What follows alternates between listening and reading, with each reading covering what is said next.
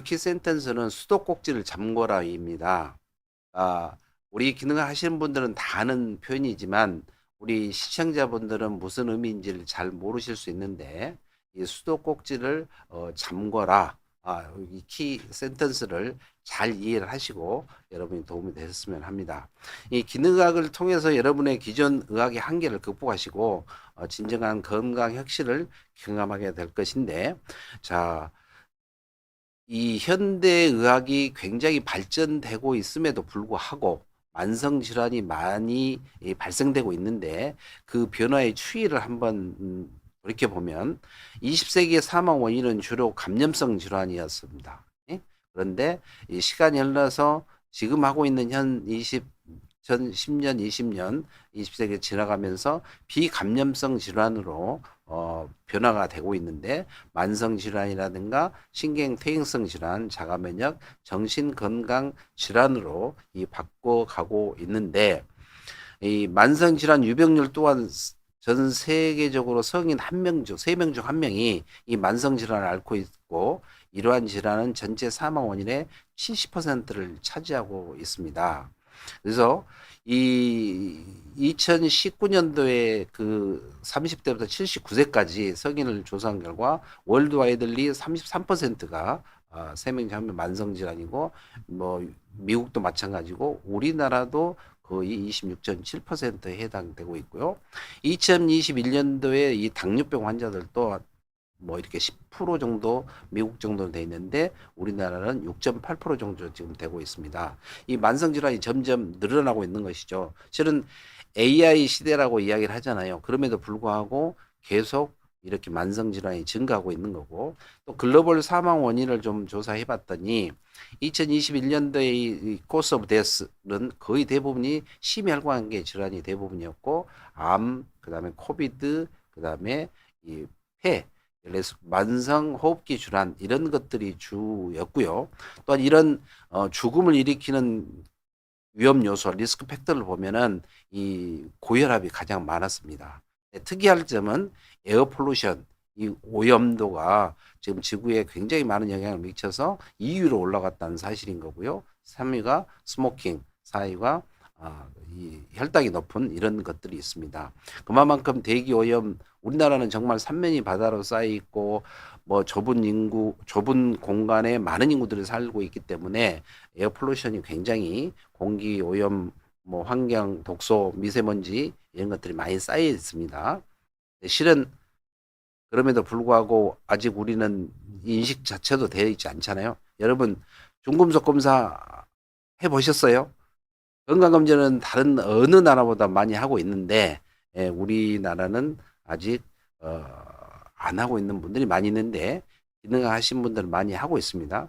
그러면 대한민국의 사망 원인은 어떻게 되어 있는가를 또 살펴봤더니 또 질환 이 NCD라는 게 비감염성 질환이라고 이야기했잖아요.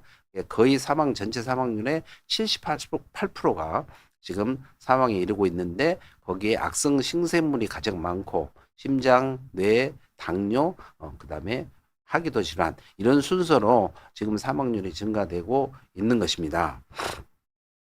제가 지금 이런 말씀을 여러분께 드리는 이유는 그 현대의학으로 있었던 분야들은 급성질환 치료 분야에서는 굉장히 눈부신 성과를 거둔 것은 사실이에요. 근데 만성질환이라는 그 전쟁터에서는 한계를 드러내고 있다는 현실인 것이죠. 굉장히 의학이 발전했음에도 불구하고 지금 계속 만성질환은 늘어나고 있다는 사실인 것이죠. 그래서 이 현대의학의 특성과 만성질환 대응의 한계점을 우리가 볼 수 있는데 현대의학의 특성은 이 급성 질환 중심으로 의료 시스템이라는 것이죠. 주로 약물이나 수술 치료. 그렇죠? 여러분 암에 걸리셨어요. 그러면 어떻게 하시나요? 대학병원에서 원하는 방향대로 수술하고 아니면 약물 치료를 하는 것이죠.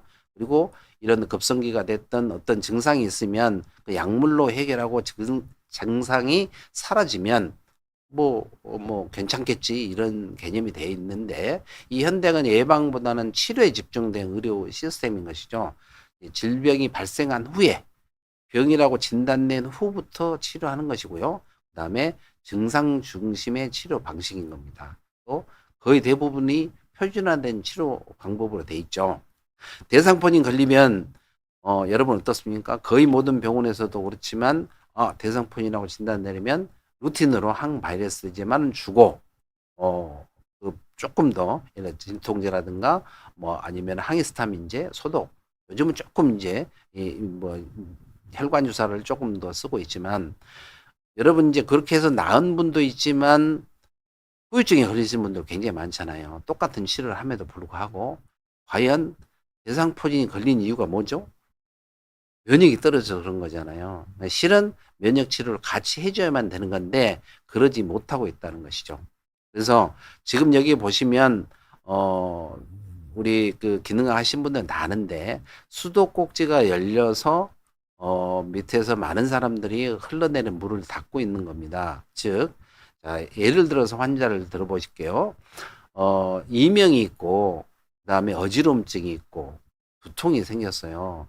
그래서 이렇게 일상생활이 힘들어서 어느 병원을 찾아간 거죠. 대개는 뭐 어지럽고 이명이 있으면 뭐 어디를 갑니까? 이비인후과를 가죠. 이비인후과 갔더니 이상이 없어. 하지만 이비인후과 적으로는 이상이 없지만 진단을 내려서 약 처방을 받았어요. 집에 왔는데 또 시간이 지나서 그 증상이 해결되지 않아서 또 다른 문제가 있는가 보다. 그래서 또 다른 병원을 찾아갔더니 신경과를 찾아갔더니 또 다른 진단을 내리고 또 약을 처방을 합니다. 그런데도 해결이 안 됐어요. 예를 들어서 하는 얘기인데 그래서 또 이제 뭐 혹시나 뭐 재활학과 신경과 이런 데를 다녔더니 뭐 근육의 문제다 혈관의 문제다 뭐 이래 가지고 검사 잔뜩 하고 약도 많이 먹고 있는데 이렇게 증상이 개선되면은 별거 아니라고 생각하는데 계속 아프면 환자분이 생각했을 때는 이게 뭐지 고민하게 됩니다.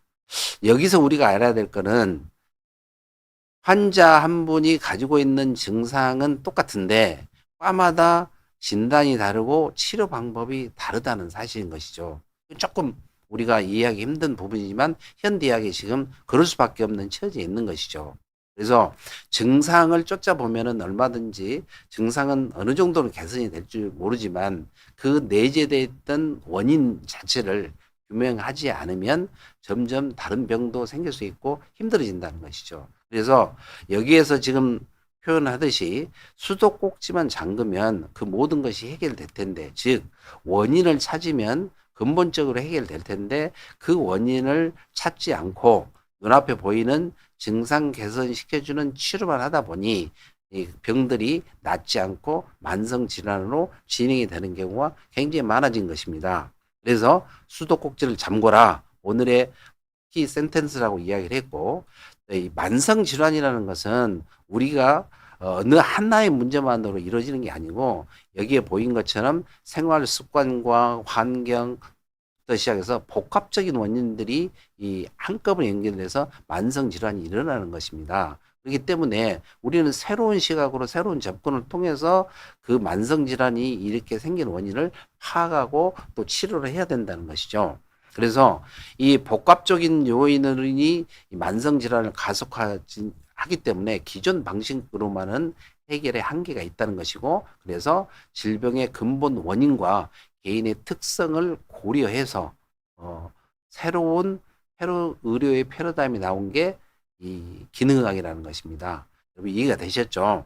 그래서 이 기능의학이라는 것이 태동돼 놓은 거는 미국에서 태동이 돼 있고 우리나라에서 실은 집대성을 하고 있습니다. 너무나 훌륭한 기능의학 하시는 분들 정혜원 방에서 거의 600명 이상이 난치성 내지는 해결 못한 케이스를 올리면 같이 토론을 통해서 솔루션을 찾고 있기 때문에 여러분들이 정말로 갈급하게 고생하고 계신 분이 있다면 기능학 병원을 찾아가시면 여러분의 치료에 도움이 많이 받으실 수 있으리라고 생각합니다. 그래서 이 기능학이라는 것은 환자 중심의 과학적 접근을 통해서 질병 근본 원인을 찾아내는 치료하는 의료 분야이고 그다음에 이 신체의 다양한 시스템이 서로 상호 연결이 돼 있으세요. 따로 분리된 게 아니고 이 시스템 간의 불균형을 해결하는데 중점을 두고 있고 또 개개인의 유전적, 환경적, 생활 습관적 요인을 종합적으로 고려해서 맞춤형 치료 계획을 수립해서 하는 학문이